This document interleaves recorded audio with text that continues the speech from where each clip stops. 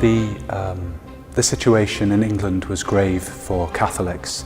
The Protestant Reformation, which we think of now very much as an historical fact, was a live one for them. And particularly for those who would celebrate Mass for priests and for those who would seek to aid them in their mission, it became a question of life and death. And because of that, preparation for priestly ministry had to take place on the continent.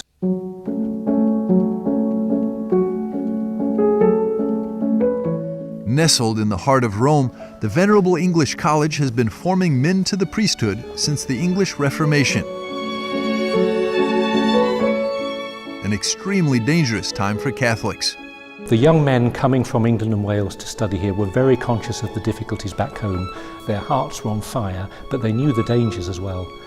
They knew the risks. They knew that to be caught as a Catholic priest, you would have been probably tortured, tried, and then executed as a traitor.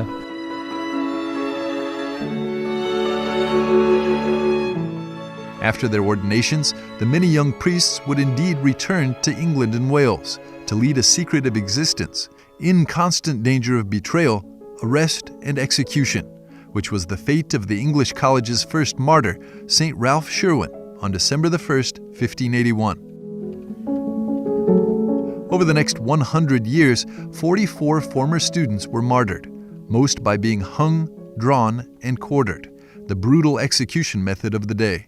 It is amazing history, the heroism of the martyrs, studying in these circumstances, going home on mission.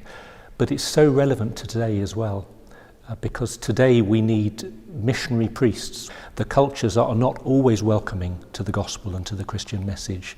So to be able to share your faith in a loving way, but to have the courage and also the creativity you need to share that faith in new and difficult circumstances. The martyrs are such a model for that.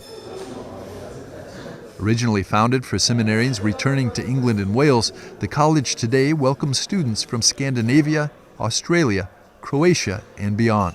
Today things are a little bit different, but I mean, we go home, we're all going home to some kind of hostile environment, you know, and we will encounter hostility in different ways. So, I mean, to know that they were willing to do what they did really is an inspiration, I think, for us.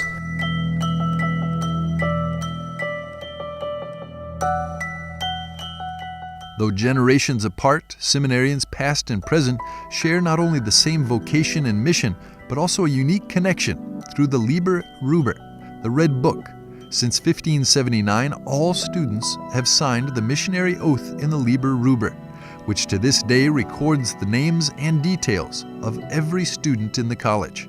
The first to sign it was St. Ralph Sherwin himself, who swore to return to England, hodie quam cras, today rather than tomorrow. The pages of that book are countless generations of priests, including our martyr saints, who have spent their lives in the service of God's church. And I think there's something deeply formative about that, because they realize very quickly that the book that they're signing was signed by a person just like them, by often a young man who came to this college not only with the certainty of faith and the strength and the grace that brings, but also with their own questions and worries and anxieties. On St. George's Day, the day when St. Ralph Sherwin signed the book, in 1579, Carling will sign the Liber Ruber, along with the 4 other first-year seminarians, hopefully with that same zeal as the martyrs he shared, and that same desire to take the gospel back to our own countries. We no longer take quite the same oath, but we make that same implicit promise when we sign this book that, if ordained, we will return to our home countries to be priests.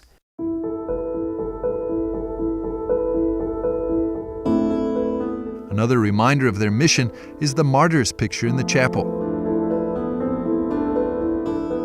Painted in 1580, it depicts the Holy Trinity with the blood of Jesus igniting the earth.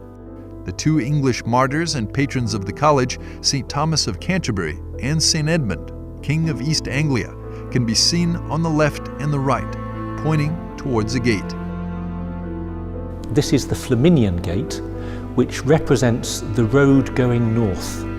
So it's the road home. So our two saints are saying to us and to everyone today who's in the church, your destiny, your vocation is not to stay in Rome forever.